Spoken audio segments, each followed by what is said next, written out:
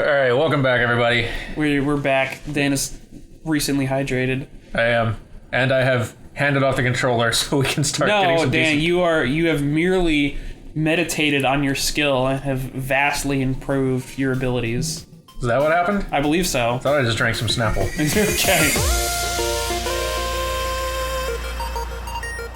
Okay. It looks very similar to drinking Snapple.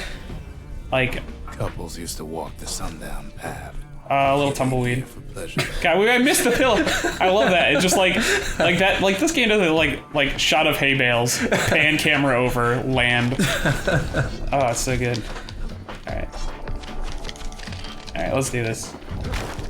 But then somebody gets to the core before the kids. Oh God, More mystery. A twist. Oh God. Okay. Squirt. Why did it? Okay, that's why they wanted me to go back there to see the.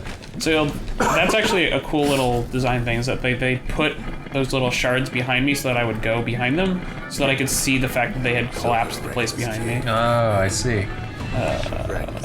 Okay, and then they're gonna do the little like Mario. What do you call those? You know those platforms in Mario that are like kind of half donuts? Oh like, yeah, that like shake and then turn red and fall. I don't know what to call those platforms. I don't either. But they're used a lot in games. It feels like we should have a name for them. We really should have. Dan, come up with a name for them right now. Oh. This is gonna be the name that is used forever. Don't mess it up. Donut should be a part of it. Because I think everyone I know of who has ever said anything about them always says those donut things. Okay. I like how donut is not good enough for you. No. No, we need. It feels like it needs a modifier. like donut alpha platform. Like, oh jeez. See the path. Do not step on this. Oh, okay. Sorry. You should be. You did put this choice in my hands, so I feel like fundamentally this is your responsibility. All right. I blame you. That's fair. That doesn't make me any less angry with you.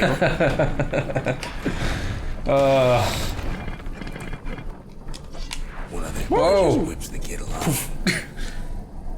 God, that's my new favorite part of the game. Right, just the face plant. Yeah.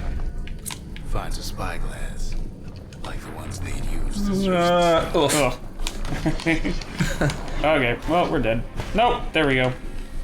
I love how you can land on enemies and hurt them.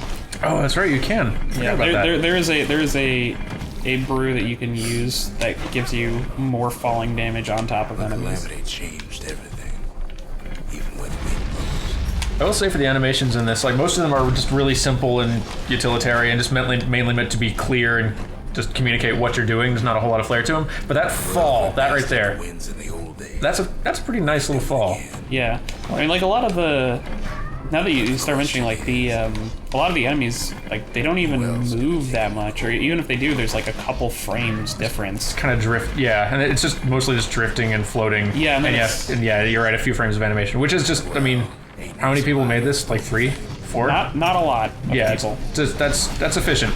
Yeah. When you're a small studio, you got to be really efficient. I mean, just like look at those.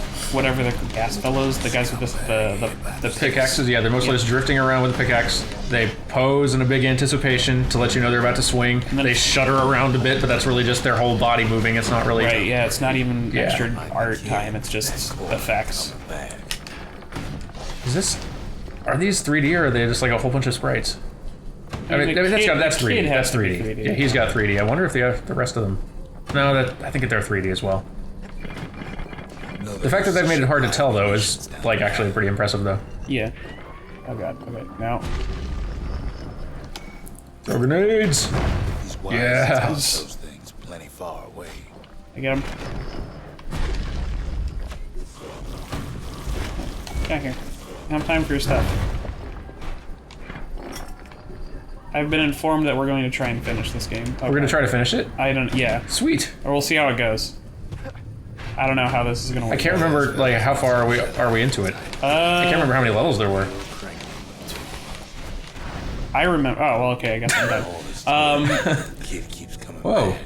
Oh, that was the end of it. I thought you died. No. Yeah, this is game over. You are Ash. Could have survived the calamity. I think it's like 13 or 14. I think it's probably like 15. I think it's like 15 or 16. They're pretty short, though. They're not too long. Right. Especially when you're playing well. Yeah. Which, I mean, I'm not going to point fingers or anything. But No, you're holding the controller. yeah. For a reason. Well, like, it's just... I was going to give you the benefit, like, there's no video here. That's I was true. going to give you the benefit. You could be playing this whole time. Lie off you might not even be here. Right. I could just be a figment of your I've edited imagination. you in post. Yeah. I'm not even a real person. We could always see the stars. We just never Synthesize what... Oh my god, I didn't even notice that each of the different buildings have a black sign in front of them, and this one is like a little squirt coming out of a bottle. Oh. That's adorable. I never noticed that either. I know, isn't that so cool? Oh, I don't have a core. That's those little details. I like it. That's so good. Okay, something burnt. I don't have anything burnt yet. Alright, Hanging Gardens. Just bringing the mic a little closer to us. Yeah, because we're in full lean back mode full now. recline, like, what is this, episode 4? Yeah. Like, we are already just, like chillaxing. Yeah. I think by the end of this series, it is entirely possible we're going to have gone into the full, like, slouch down the couch thing. I'm going to be asleep. This one is cool. I like this level. Ooh, different palette. Yeah. Yeah. Kid sees a No, not totally different palette, just darker. faces all around. Or like this is a cool. This is kind of a level that is a lot slower on purpose because this is a narrative level, You don't much care to see him. right? Like so they have all of their cool little like all of they're using their narrative stabs there for different purposes, right? So like when I kill these things, I can get lines based on just the fact that the kid is on how the kid feels about what's going on here, Right. rather than the player. Even if you're just absentmindedly swinging and destroying stuff. Right, especially, right? I think that the purpose is to make you think about what, like, narratively what the player is doing, or what the kid is doing. Right. Someone who ain't like Mr. Beckley and his kindly wife. It was someone like him. Hey, buddy. Oh, yeah. How's it going? Kid sees him there agape in the flesh. It's a snag or two trying to get to him. They're the first enemy in this He ain't level? about to stop, Yes. no matter what. He's got so many questions after all.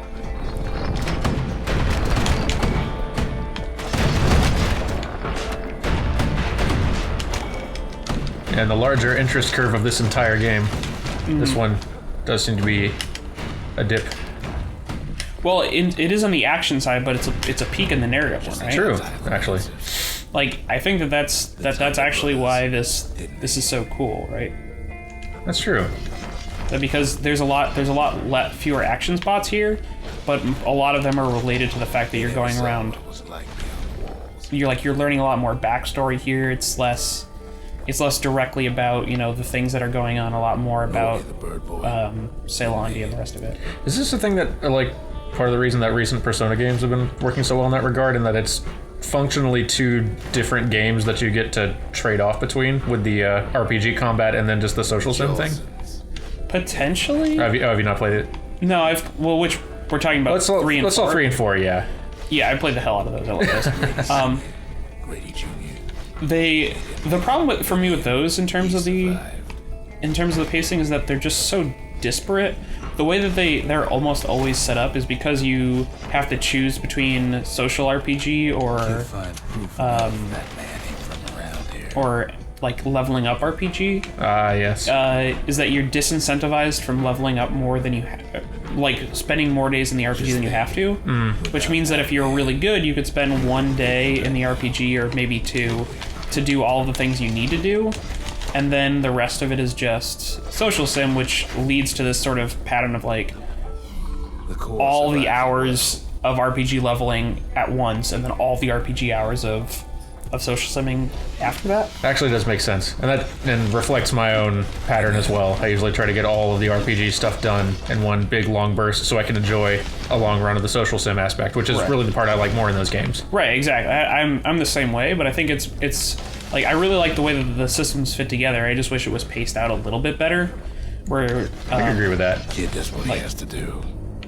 yeah, kid doesn't have to do because he needs to get to the What do core. you say to a man who's seen too much? Kid hasn't a clue, but he says this. We have to go. Please.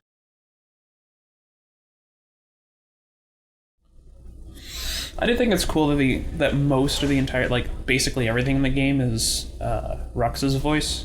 Yeah. And that, like, the kid is kind of... It's this kind of, like, half a degree removed from the silent protagonist, in that you are a silent protagonist, but you're playing through a story that, like, a game or a character in the game is speaking to and speaking about, so that it's still like the player can inhabit that body, right? Like, you're the kid, you don't even have a name. Yeah, totally. But they Rux can still be speaking about you. But I also find it really weird because they also characterize the kid's history, like, pretty heavily. They do. And they tie it to actions which are things that you were just absent-mindedly doing a lot of the time. Right. And I think that's kind of one of the cool things about the game, is that it asks you to check, like, to always be thinking about it, right? True. Like, when you just absentmindedly go around swing stuff and then they say lines like, yeah, way to kill that guy. It's like, oh, maybe I should pay more attention. Yeah, or, like... I find it interesting that they tie it into a different motivation that you wouldn't have expected, which I know that I'm just repeating basically what we said, but that, like, you're going and breaking an old Ash, like, form of someone, of just someone on a map, and they frame it as the kid knew these people and can't stand seeing them like this, which you were just going and breaking a thing. Right. But, and it's not forcing you necessarily to kind of role play the character, but it's making it so that even when you're just playing the game however you want to, you're still role playing the character, and it's making it fit your actions fit the character, no matter what they are. Right. By giving everything you do some sort of history that makes sense. Well, I think that one of the cool things about it is that they have is it's like the difference between consequence and choice, right? That you can have games that are about choice, like the choice that you're about to make is super relevant, or the idea that when you have consequence, which is you make a thing that is like, I don't even know that this is a choice, and then the consequence kicks in, it's like, okay, well, think about what your, like, not paying attention did. Right. All it takes is some fragments in the Bastion. And you don't want to make it feel like it was a situation that, like, you were going in and you didn't realize it was a choice and then they condemn you for it. Well, I guess, like, some games do that. Some do that, right. But, yeah, some do that right, but, like... that can feel very frustrating. Right, it's about where they put the focus, right? Right. It's where they, like, do they want you to focus on the consequences, or do they want you to focus on the choices that you are forced to make? Right. That ought to make those fangs sink in nice and deep.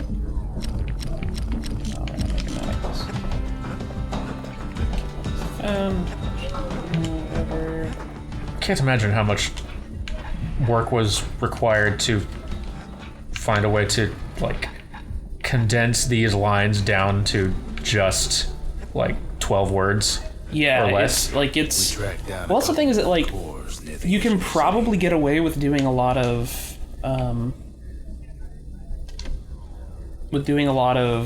splitting things up in lines, right? Especially towards the end. I'm thinking of the last level in particular, but even in that last one, right, there was sort of a narrative that was going along across the whole thing. Actually, it happens in multiple levels, now that I think about it. But they have a narrative that goes across the entire level. Like, what's the Queen level? Yeah. I only vaguely remember it, so I'm looking forward to seeing that again. Oh, look, I didn't die this time. Yeah, he hit the pillow. Yay!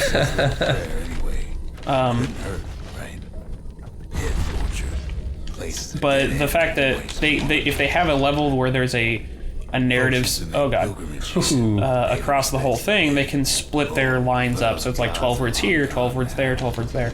And the fact that they're expecting the player to be paying attention by this point, they can let the story breathe a little bit. They can just say, like, yes, here's a bit of the story. Like, action sequence, a little bit of the story, breathe, action sequence. You settled into that back and forth pace. Stopped being a symbol and started being decoration. He couldn't even save his loyal subjects. Pyth makes a decent scarecrow, at least. Oh, God. Yeah, I forgot about this. Me too. Then Pyth lights up like a rodeo. Okay, well, I guess I can just check. Yes.